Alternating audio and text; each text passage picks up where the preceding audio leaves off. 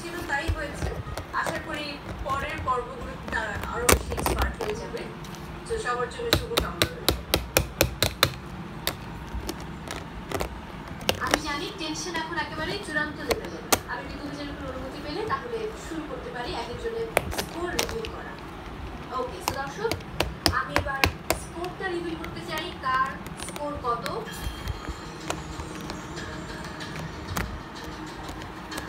প্রথমে রাজশাহীর মিনা। মোরগ পোলাও খুব সহজ রেসিপি, কিন্তু পোলাওয়ের কালারটাই কেমন যেন হয়ে গেল এবং টেস্ট।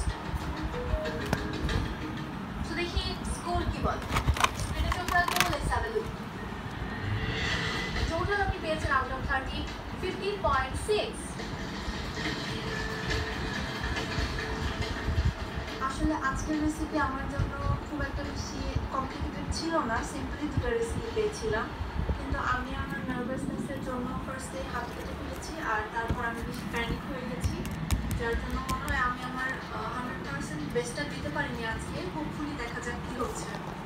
এবারে জুয়েলিয়া, নিজের রেসিপি দিয়ে তো অন্যকে বিপদে ফেললেন, বাট নিজে একটা সহজ রেসিপি পেয়েও সেটা প্রপারলি আমাদের বিকবিচারকের সামনে প্রেজেন্ট করতে পারলেন না। তেহারির খুব বিখ্যাত একটা খাবার, আমাদের দেশীয় ফুড, এটা আসলে রেসিপিটা আপনার জানা থাকাটা খুব দরকার ছিল। বাই দ্য ওয়ে একটু স্ক্রিনে চোখ রাখবো, দেখবো আপনার স্কোর কত। Total out of 30 15.8।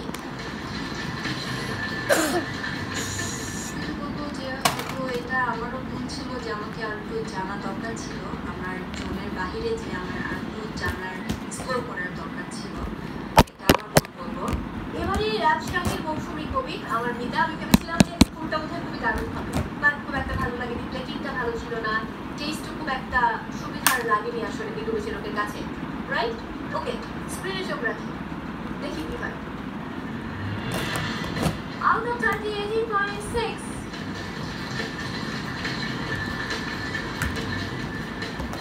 এবারে ঢাকার ফারহানা আক্তার দিবা, মানে খুবই কনফিডেন্ট। কেকটা খুব মজার ছিল, কেকটা আমি খেয়ে দেখেছি, খুবই দারুণ ছিল। বাই দ্য ওয়ে একটু চোখ রাখি, স্ক্রিনে দেখি কি বলে। Out of 30 20.6।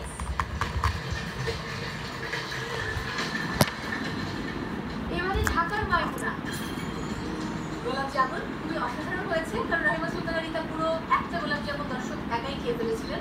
দেখা যাক, স্ক্রিনে চোখ রাখবো। Let's have a look.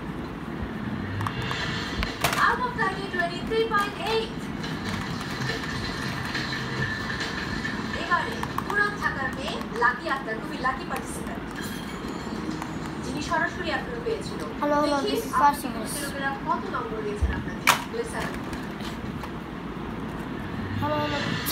Hello, this is 5. 4.8।